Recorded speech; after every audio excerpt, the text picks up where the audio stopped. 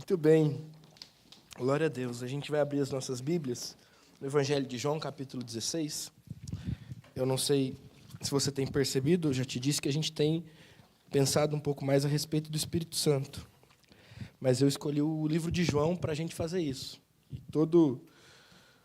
toda a lógica da presença do Espírito Santo que a gente tem trabalhado a partir de João. Então, João capítulo 16, a gente vai ler do primeiro versículo até o versículo de número 11, tá bom? Só vou abrir minha água, tomar um pouquinho e a gente conversa.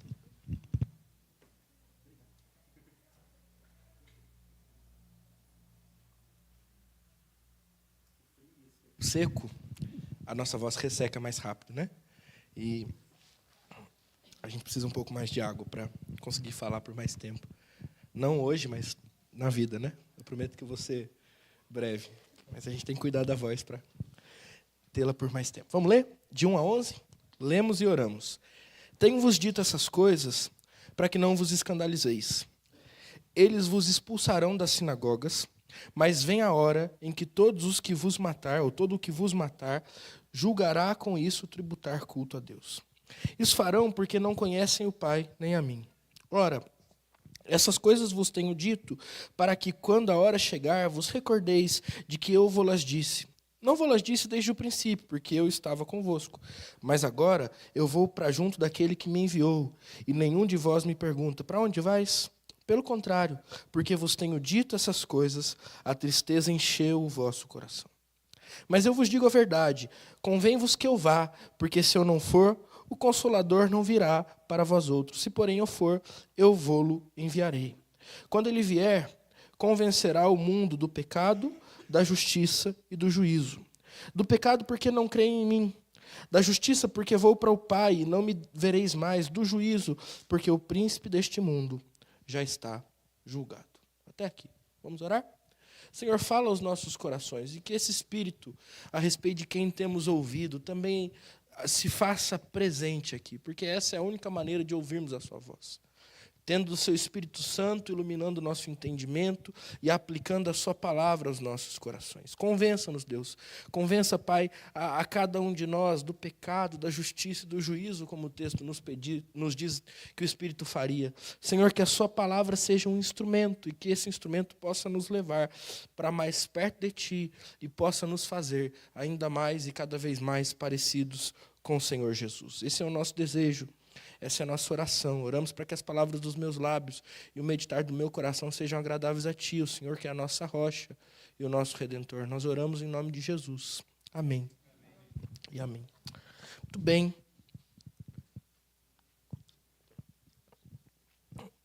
Em João, o Espírito Santo é aquele que Jesus manda. Em todo lugar é aquele que Jesus manda, mas essa é uma das ênfases de João. Ele é o outro Consolador que Jesus vai enviar assim que chegar aos céus. E essa ênfase de João ela precisa ser percebida na palavra outro. Porque se é outro, quer dizer que há um primeiro. Quem é o primeiro? A gente leu em Hebreus. Tendo Deus outrora falado por meio dos profetas, falou-nos agora através do Filho. E agora o Filho já não está mais entre nós. Essa é a ideia do Evangelho de João. E quando ele não estiver mais entre nós, nós receberemos outro como ele, outro em natureza igual a dele, para que nossos corações sejam ministrados pela palavra do próprio Deus. Essa é a ideia que a gente precisa guardar no nosso coração. O Espírito não é o primeiro, ele é o outro, ele é o segundo. Ele é aquele que vem sendo enviado por Jesus, é aquele que vem em nome de Jesus, para falar das coisas de Jesus e continuar a obra de Jesus dentro de nós. Agora, ele vem para dentro de nós em um contexto muito específico. E aqui a gente precisa entender. O Espírito Santo só vem porque Jesus já não está. E esse é o contexto específico da vinda e da descida do Espírito. A ausência da pessoa de Jesus. A ausência da revelação palpável de Deus. A ausência do poder de Deus à disposição do homem, não no sentido de que Jesus faria o que o homem quisesse, mas no sentido de que Jesus era aquele que tocava o homem, imediatamente esse homem seria curado. A ausência de Jesus nos faz ver isso com muito menos intensidade do que a gente veria se ele estivesse presente entre nós. A ausência não só nesse sentido, mas pensando no contexto dos discípulos, a ausência não apenas de um poder, não apenas de uma revelação, mas de uma direção. Porque quem são os discípulos, senão aqueles que seguem o seu mestre? É mais ou menos por isso que quando Jesus morre, e o Espírito ainda não foi enviado sobre os discípulos, cada um deles vai para um canto. Eles já não têm mais um direcionamento, eles já não têm mais para onde seguir. Eles se encontram perdidos, porque o mestre se foi. E o Espírito ainda não veio. E alguns vão pescar, outros vão caminhar para distante de Jerusalém, outros se reúnem em algum outro canto, mas a verdade é que eles estão perdidos sem o mestre. Esse é o contexto da descida do Espírito, o contexto da ausência de Jesus. Mas não só o contexto da ausência do Jesus, que nos revela o Pai, que nos dá o seu poder, do Jesus que nos direciona a vida, mas também do Jesus que nos protege e sofre por nós. Porque em todo momento a gente não vê os discípulos de Jesus sendo perseguidos. A gente não vê os discípulos de Jesus sendo inquiridos. Enquanto a gente lê o Evangelho de João, a gente vê isso acontecendo com Jesus.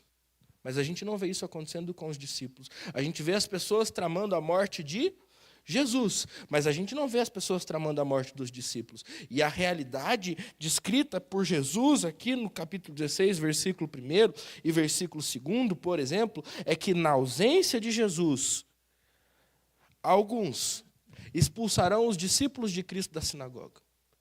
E farão isso achando que estão fazendo isso como alguém que tributa culto a Deus. Eu não sei se você, de alguma maneira, tem tentado descrever os nossos tempos. A gente sempre tenta, né? Olha lá para fora e fala, nossa, que tempos difíceis, que tempos esquisitos, né? Que tempos complicados, de sofrimento, de dor, de conceitos invertidos, que tempos caóticos. E aí a gente podia aqui ser contextual e trazer uma notícia ou qualquer outra coisa, mas a verdade é que o tempo passa, as notícias mudam, as músicas são outras, e a gente sempre experimenta o quê? O caos da ausência de Jesus, que nos priva da revelação, do poder, da direção, e nos coloca diante do sofrimento. Daí, se você se lembra muito bem, depois que Jesus morre, ressuscita, sobe aos céus, quem passa a ser perseguido? A igreja. Quem é que morre pelo mestre? Os discípulos. E como é que o evangelho passa a prosperar? Debaixo do sangue dos mártires. E assim as coisas caminham. Na ausência de Jesus, o sofrimento está para a igreja como estava para Jesus enquanto ele estava entre eles. Na ausência de Jesus, a igreja experimenta uma perseguição que antes não experimentava. Os discípulos experimentam a certa opressão que antes não experimentavam, porque o mestre já não está mais entre eles. Então a gente pode tentar definir, do ponto de vista social, filosófico, ou até mesmo do senso comum, a nossa realidade de qualquer maneira, mas teologicamente a questão é, Jesus não está mais entre nós. Isso traz certa confusão, porque a gente já não tem mais quem seguir. Isso traz certa frustração, porque nós não temos mais acesso direto ao poder de Deus. Isso traz a nós certa ignorância, porque aquele que revelava o caráter de Deus em cada uma das suas palavras já não está mais entre nós. Jesus não está mais entre nós, e a descrição da nossa realidade é uma descrição de uma realidade de dor. A gente sofre. E a gente sofre todo dia para ser fiel ao Evangelho. A gente sofre todo dia para ser fiel ao Senhor Jesus. Andar com Jesus não é algo fácil.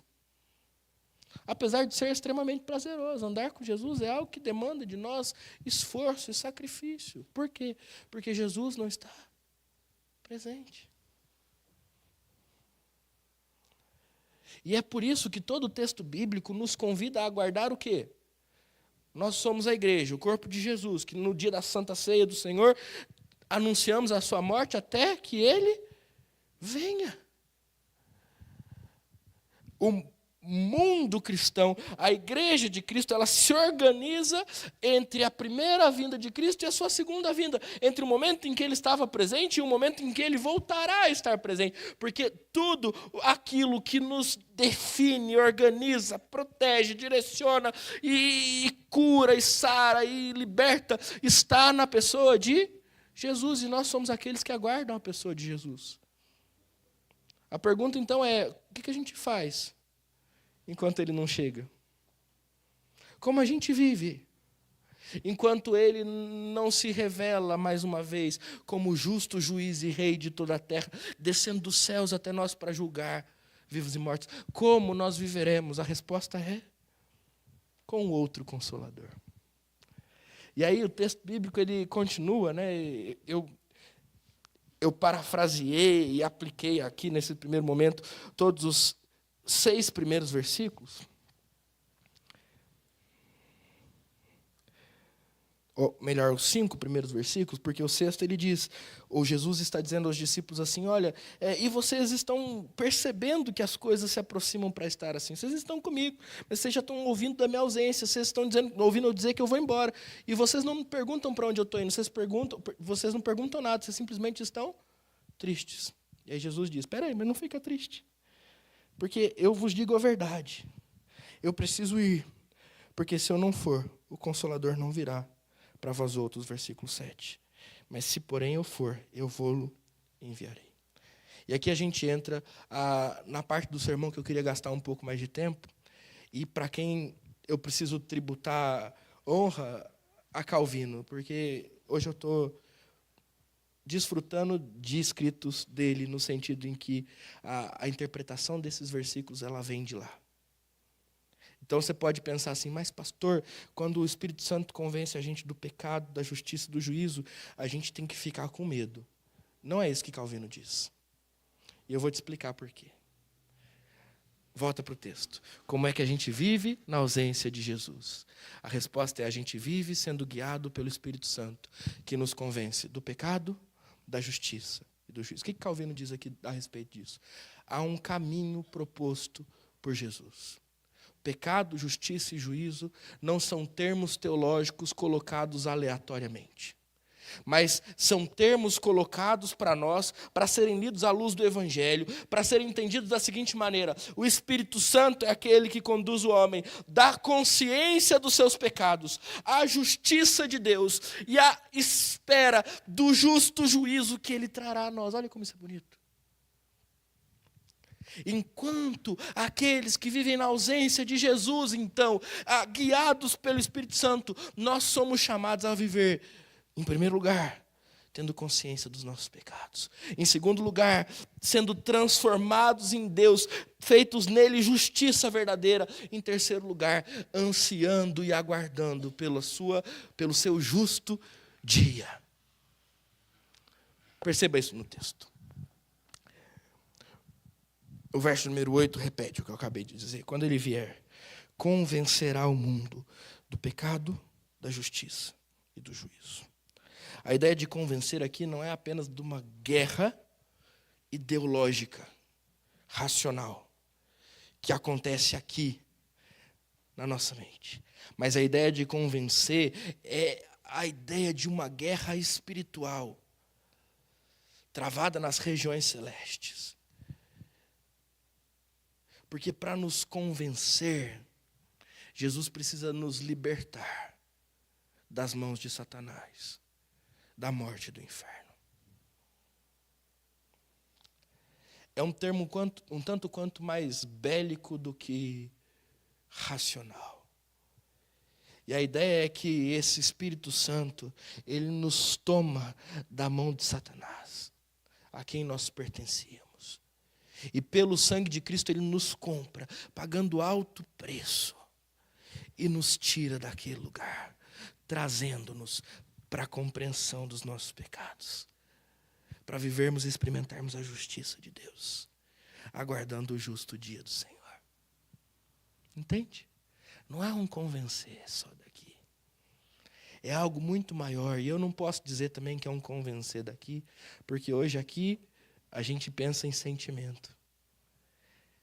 É um convencer espiritual, que extrapola a realidade do meu ser, que alcança essa questão cósmica. É por isso que quando o verso 8 diz que ele vai convencer, ele não vai convencer o João, ele não vai convencer o Eurico ou o Dioclésio, ele não vai convencer o Alan ou a Aline, ele vai convencer o mundo, o cosmos, do pecado, da justiça e do juízo. Então, em primeiro lugar, do pecado, verso de número 9, porque não creem em mim. Duas coisas sobre isso. Primeiro, o pecado é a primeira coisa que nós precisamos entender para sermos convencidos por Deus, pelo Espírito de Deus, na ausência de Cristo. É intencional que o pecado seja a primeira das coisas. Porque na vida cristã, nada acontece antes do arrependimento dos nossos pecados. Quando Jesus começa o seu ministério, você pode pensar, por exemplo, em Mateus capítulo 4. Qual é o seu anúncio? Ele é tentado por Satanás, ele vence a tentação, ele começa a pregar lá no que a gente chama de Decápolis, as 10 cidades gregas que cercam o ministério de Jesus. E qual é a pregação de Jesus? Arrependei-vos, pois está próximo o reino do céu. O que Jesus está ensinando com isso? Quem deseja experimentar o reino precisa se arrepender dos seus pecados. O pecado vem em primeiro lugar, porque sem a consciência dos nossos pecados, nós não conseguimos entender a grandiosidade da obra de Deus. O pecado vem em primeiro lugar, porque sem a consciência dos nossos pecados, nós não conseguimos experimentar a poderosa obra de Deus. O pecado vem em primeiro lugar, e a consciência do pecado vem em primeiro lugar, porque sem a consciência do pecado, nós estaremos perdidos, sem direção, na ausência de Cristo. Nós não conseguiremos fazer nada que nos aproxime de Deus, e tudo o que nós faremos será guiado por esse maldito pecado. É por isso que o pecado vem em primeiro lugar, porque sem santificação, ninguém verá a Deus. Entende? Sabe qual que é o nosso problema como igreja hoje?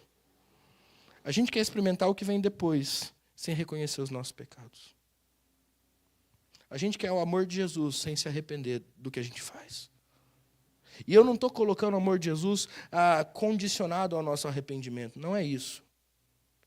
Mas eu estou dizendo que o amor de Jesus nos leva ao verdadeiro arrependimento. O amor de Jesus nos leva ao verdadeiro arrependimento, que significa abandonar os nossos pecados. E você pode dizer, pastor, mas eu tenho tanto pecado, que se for assim eu nunca vou conseguir fazer alguma coisa. Você tem muito pecado, muitos deles você não conhece, mas os que você conhece e tem praticado deliberadamente, esses são sua responsabilidade.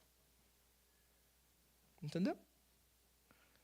Porque os pecados que nos são revelados pelo Espírito Santo de Deus no momento da nossa conversão e depois em toda a nossa santificação, nos são revelados para nos conduzir até Cristo. É esse o caminho que nós precisamos entender. É essa lógica do Evangelho que nós precisamos entender. O conhecimento do pecado me leva até Cristo, de algumas maneiras. Primeiro, a depender de Cristo.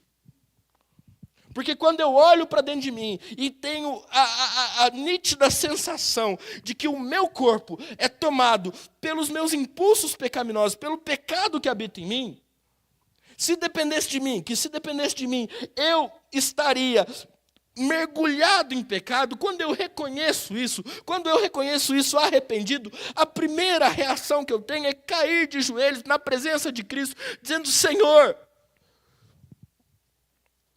eu não consigo. Senhor, eu não tenho nada de bom. Senhor, em mim não há nada que eu possa te oferecer, resta-me confiar e depender da sua obra. É isso que o pecado faz com a gente em primeiro lugar. Ou melhor, o reconhecimento do pecado faz com a gente em primeiro lugar? Ele faz com que a gente aprenda a depender de Cristo. Não só para vencer o pecado, mas para viver. Senhor, se eu sou esse pecador que eu estou enxergando diante do espelho, se eu sou tudo isso que o Espírito Santo tem me mostrado a partir dos meus pecados, Senhor, eu não consigo sustentar meu casamento.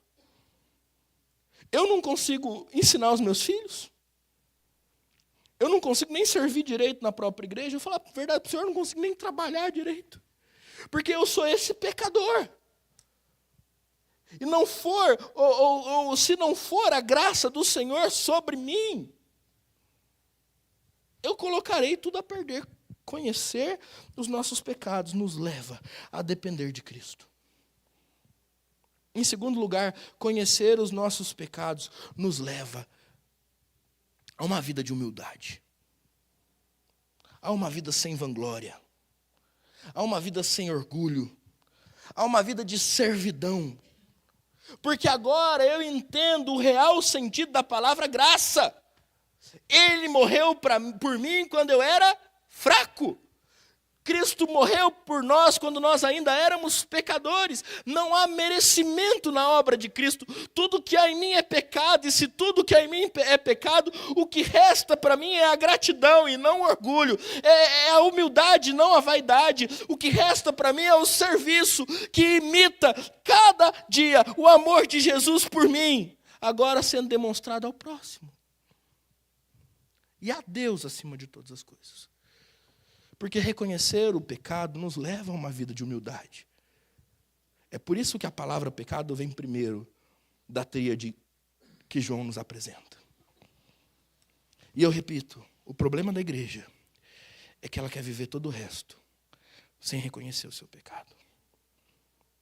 Ela quer experimentar a justiça e o justo Deus, que abençoa o seu povo, sem passar pelas portas do arrependimento. E isso não é possível. Ontem a gente conversava com jovens sobre o discipulado.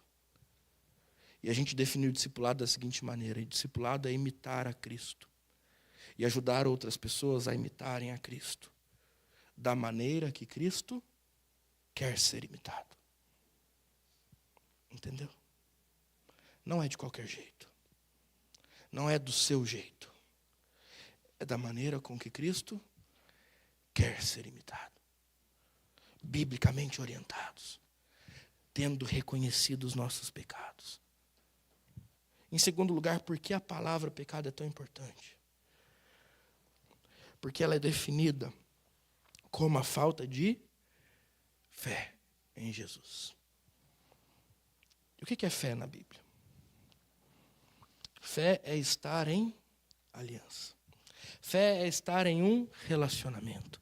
Fé é muito mais do que acreditar. Fé é depender. Fé é confiar. Fé é entregar. Fé é renunciar. Fé é seguir. Fé é depositar as nossas vidas nas mãos de Deus. Fé é cultuar. É entregar as nossas vidas como culto, racional, como Romanos diz.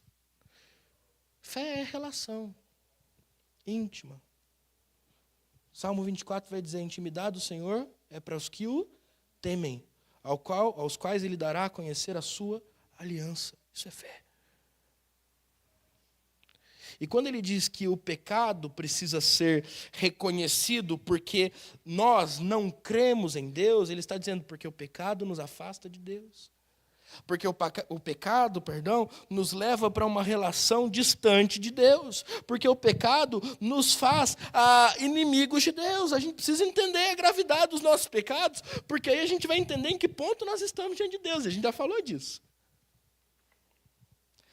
O pecado vem primeiro. Porque é o pecado que nos impede de viver a justiça e de aguardar pelo justo. E é o pecado que nos impede de crer em Deus de todo o nosso coração, nos termos bíblicos. A gente precisa se lembrar disso. Se o pecado é equivalente a não crer, lembre-se, por exemplo, daquele texto que diz: sem fé é impossível agradar a Deus.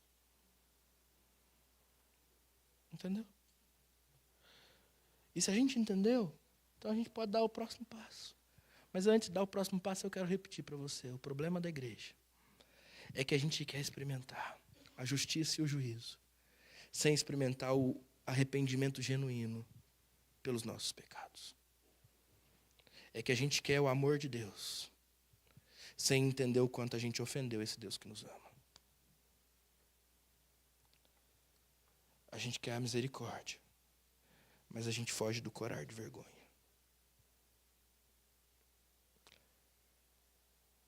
Isso não pode acontecer. Porque esse não é o caminho que o Espírito tem para nós. Em segundo lugar, então, o Espírito nos leva do pecado para a justiça. Perceba, é isso que Calvino tá chamando a gente para perceber. Por isso que eu estou dizendo que eu vou usar ele o tempo todo. Não é apenas uma lista, é um movimento. O Espírito convence do pecado, então, espiritualmente, ele me pega pela mão e me leva para a justiça. E quando a gente está falando de justiça aqui, a gente não está falando de um padrão moral elevado que nos distancia de Deus. A gente já falou disso no pecado. Quando a gente está falando de justiça nesse texto, a gente está falando de um Deus santo e bondoso, rico em perdão, rico em amor, que se aproxima de nós e nos justifica. Que se aproxima de nós e nos transforma, que se aproxima de nós e ao invés de se amoldar a nossa vida, nos amolda a sua glória. Um Deus que se aproxima de nós e a cada dia nos transforma à imagem e semelhança do seu próprio Filho. Isso é a descrição plena da justiça. E é por isso que quando lá, no verso 10 ele diz, o Espírito Santo precisará convencer da justiça, porque eu vou para o Pai e vocês não me verão mais. Ele está fazendo referência à presença dele, à revelação da justiça de Deus diante dos discípulos. Eles já não vão mais saber o que fazer, mas o Espírito Santo os guiará, o Espírito Santo os transformará, o Espírito Santo os levará para tornarem-se mais parecidos com Jesus. Meus irmãos, não tem outro caminho. Quando a gente fala de justiça, a gente fala de transformação. Quando a gente fala de transformação, a gente está falando do caminho do Evangelho. Calvino está sendo claro quando ele fala assim, o Evangelho ele não pode ser proclamado de uma maneira apropriada, sem que conduza os homens do pecado para a justiça e da morte para a vida. Não tem outro caminho. Em outras palavras, que a gente está querendo dizer aqui, mais Calvino do que eu, é que se o Jesus que a gente segue, se o Espírito que a gente diz habitar o nosso coração não nos transforma, se a gente não tem experimentado dia após dia a justiça de Deus se apropriando de nós através do fruto do Espírito, se a gente não tem experimentado dia após dia a comunhão profunda com o Senhor, que nos arrancou do pecado e nos trouxe para a sua presença, se a gente não tem experimentado os benefícios da obra de Cristo que nos cobre, que nos justifica, que nos faz justos diante de Deus e que nos molda a sua imagem e semelhança, se a gente não tem experimentado isso, a gente não tem experimentado o Evangelho. E o Espírito Santo também nos convence disso. Nos convence não apenas da realidade do nosso pecado e da distância que ele nos faz ter de Deus, mas da necessidade que nós temos de mudar pela ação poderosa de Deus em nós, que produz em nós fruto do Espírito. É disso que a gente está falando quando a gente fala que o Espírito nos convence da justiça. Da necessidade de mudarmos, da necessidade de sermos transformados, da necessidade de experimentarmos pela graça a manifestação de Deus nas nossas vidas e através das nossas vidas. De novo, o problema da igreja é que a gente parou naquela frase de efeito que diz: Jesus aceita o pecador. E a gente se esqueceu da segunda que a segue, que diz: Jesus transforma o pecador. E a gente quer aceitação, mas a gente não quer transformação. A gente quer ser amado. E aí entenda, a gente quer ser acolhido nos nossos erros, mas a gente não quer ser confrontado neles.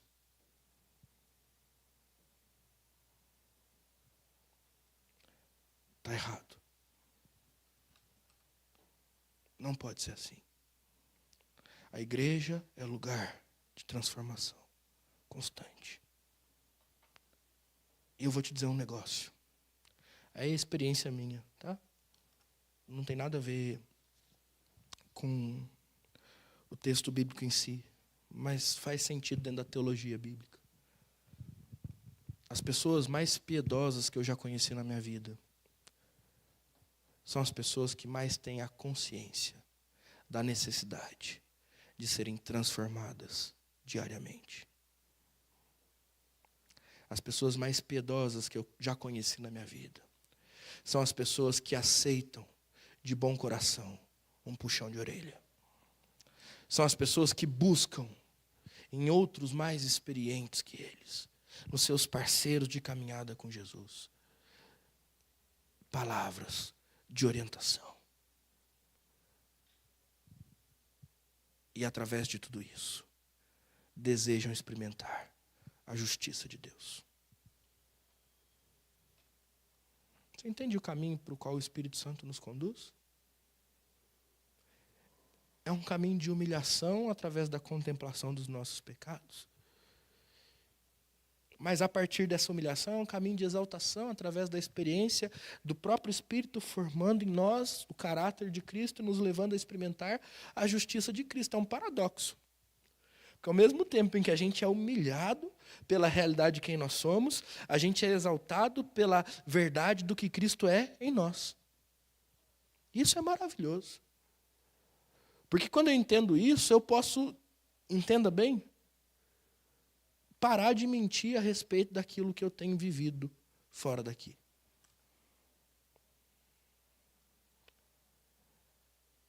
E ter a esperança de experimentar algo diferente através do Espírito de Deus. Isso é maravilhoso.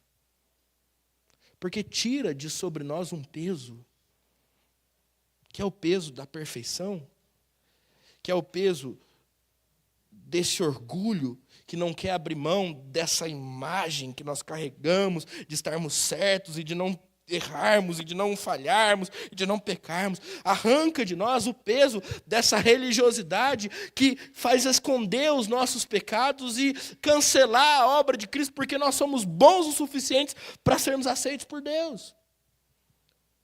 É nesse paradoxo de sermos humilhados pela realidade dos nossos pecados e exaltados pela vida de Cristo em nós, que nós encontramos descanso para a nossa alma. Que nós encontramos a transformação para as nossas vidas. Que nós encontramos deleite na obra de Deus por nós. Termino dizendo que o Espírito Santo, em nos trazendo a consciência do pecado, em nos levando a experimentar a justiça de Cristo, Ele também nos leva à esperança do juízo. E percebam por quê. Porque o príncipe deste mundo já está julgado. Ele não está falando de um juízo que vai acontecer, mas ele está falando de um juízo que já aconteceu. Lembra de Apocalipse 12, a batalha cósmica que acontece nos céus. O dragão que vai aos céus atrás do filho da mulher e que é derrotado nos céus por Miguel e os seus anjos. Ele é mandado de volta para a terra, sabendo que pouco tempo lhe resta. Ele já perdeu. Está com seus dias contados. O seu julgamento já aconteceu. Já era. E quando a gente contempla o que é justo, diante da verdade de que o mal já foi derrotado na cruz, a gente não está contemplando a realidade de um Deus que pune, mas a gente está contemplando a realidade de um Deus que traz ordem ao caos, de um Deus que restaura, de um Deus que não apenas transforma, porque transformar é um negócio que é paulatino e processual, você entende? De um Deus que restaura. Como se a gente pudesse ver agora a obra completa de Deus, lá no dia em que Cristo voltar. a nova Jerusalém descendo dos céus, sem mácula, sem mancha, os nossos corpos sendo restaurados, o Senhor Jesus glorificado, descendo como rei, para buscar a sua igreja, todas as nações ajoelhadas diante dele. O Espírito Santo nos leva para esse lugar e faz com que o nosso coração se acalme diante de todo o caos, sofrimento, desordem que a gente experimenta na ausência de Jesus. É o Espírito Santo quem diz: olha, o inimigo já foi vencido, o mal já foi derrotado, e aquele que te convence do pecado e da justiça um dia estará diante de você, vestido de glória e poder, majestoso e santo. Diante dele estarão as nações e elas se ajoelharão. Ele trará consigo a nova Jerusalém. Ele enxugará as lágrimas dos nossos rostos. Ele arrancará do nosso corpo toda dor. Nós experimentaremos esperança na sua presença. É belo ou não é? A gente precisa ou não precisa do Espírito Santo? Ele precisa ou não precisa abrir essa porta que é o arrependimento e nos convencer dos nossos pecados, para que a gente experimente a justiça de Deus e para que a gente alimente no nosso coração a esperança por aquilo que é justo de verdade?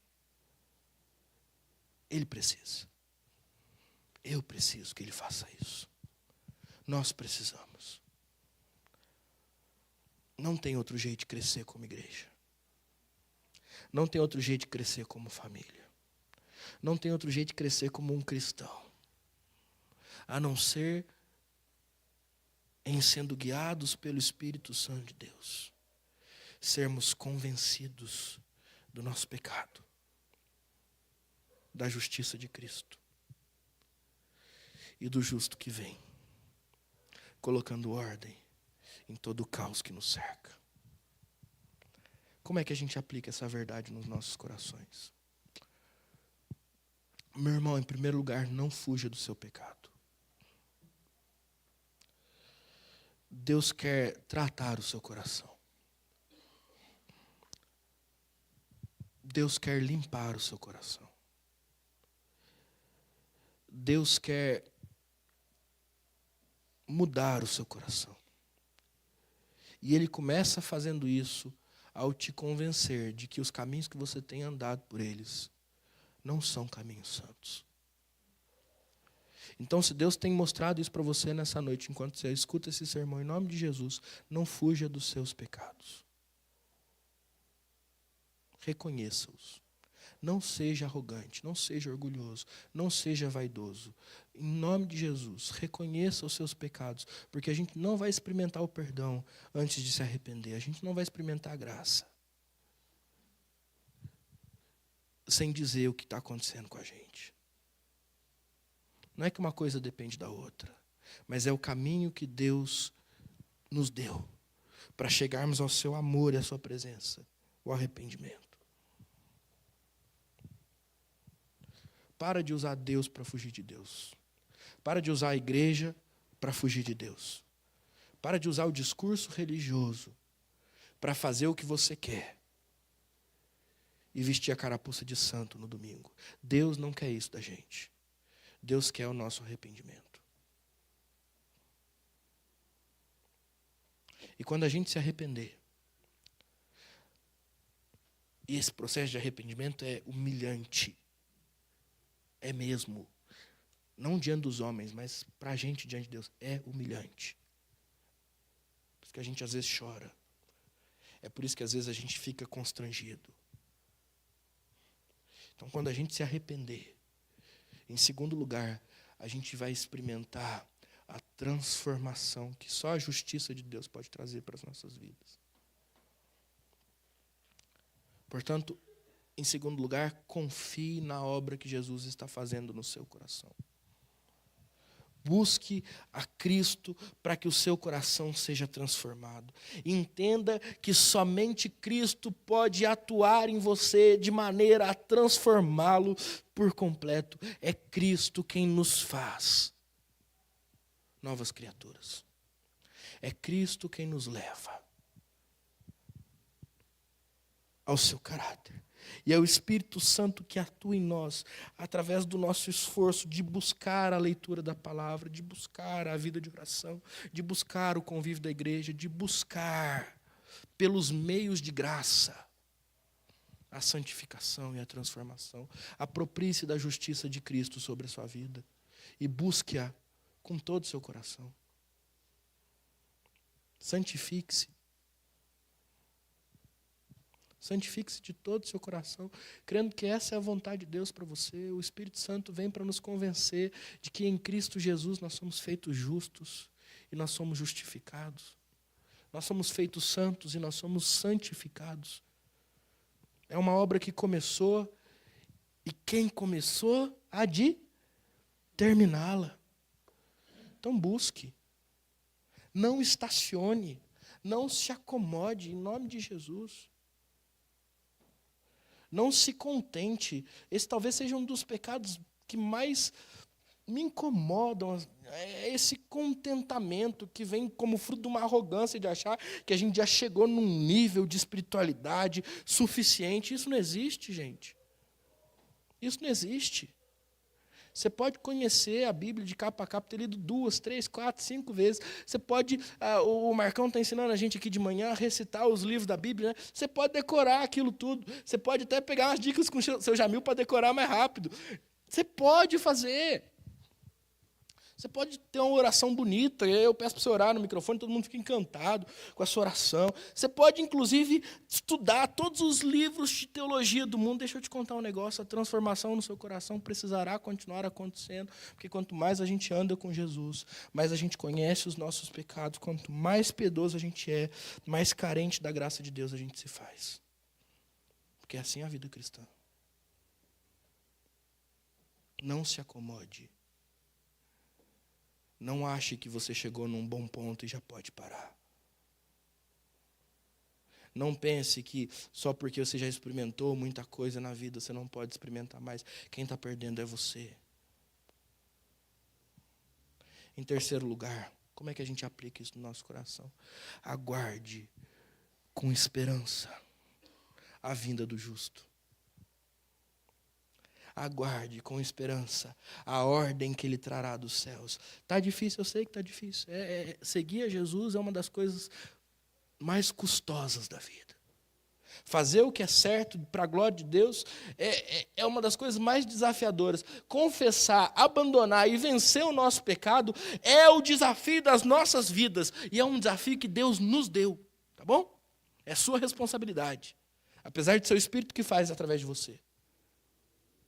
Mas faça isso com a esperança de que o justo Senhor virá dos céus para nos restaurar completamente. Abandone seus pecados e confie na vinda de Cristo, porque Ele virá.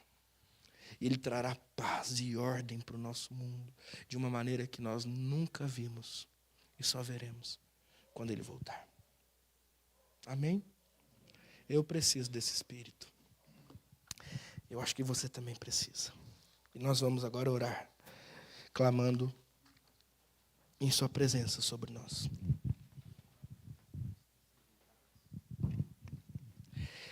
Senhor, nós nos dirigimos a Ti.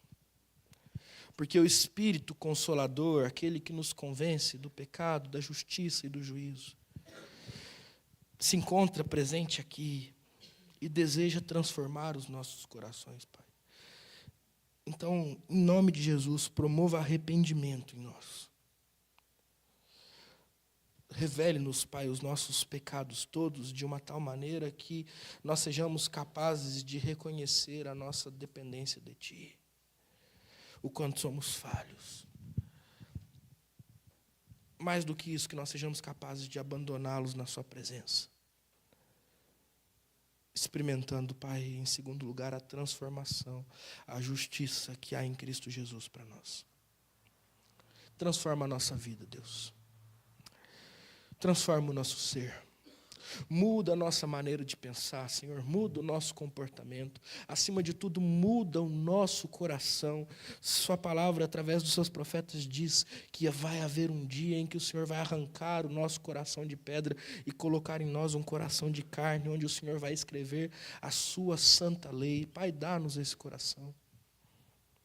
Escreve em nós a sua santa palavra, Pai. Em nome de Jesus. Fale a nós nesse momento a respeito das delícias do céu. Espírito Santo de Deus, leve-nos a contemplar tudo aquilo que a sua palavra revela sobre a vinda de Cristo. Sua autoridade, seu poder, sua majestade, a sua glória, a sua bela presença. E que os nossos corações encontrem consolo para os sofrimentos, para as dores desse mundo e para a ausência do Cristo ressuscitado entre nós. Através do seu Espírito Santo, que nos leva também àquilo que é justo. Pai, em nome de Jesus, que teu Espírito habite o nosso coração, que seu Espírito transforme o nosso coração, que seu Espírito convença o nosso coração. Em nome de Jesus. Amém. E amém. Hoje nós seremos abençoados com uma música do coral. Então, antes da gente orar por uma última vez e se despedir, eu quero te convidar a ouvir o coral cantando e continuar nesse espírito de oração, tá bom?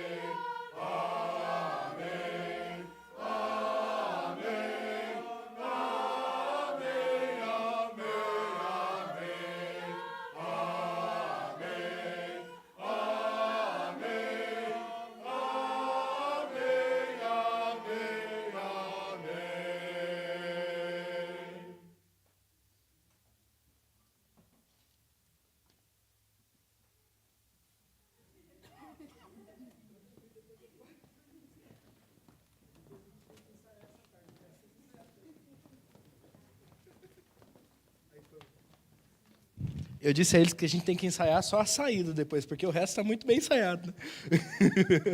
Glória a Deus pela vida de vocês, pela sua vida, Cássio. Que Deus continue te usando na frente do coral. Vamos orar mais uma vez? Coloque-se em pé. Senhor, nós te pedimos a sua bênção sobre as nossas vidas durante essa semana. Nós te bendizemos porque temos a certeza de que teu Santo Espírito nos acompanhará e nós seremos, Pai, abençoados por essa presença santa. Obrigado, Senhor. Obrigado porque saímos daqui edificados pela sua palavra e certos da sua bênção. Portanto, Deus, renove em nós a alegria da salvação. Traga a nós, Deus, o júbilo de pertencermos a Ti. Dê-nos, ó Pai, da sua bênção, em nome de Jesus. E agora, irmãos, que a graça do Senhor Jesus, o amor de Deus o Pai e as consolações ternas do Espírito Santo estejam sobre vocês permaneçam hoje e sempre. Amém e amém.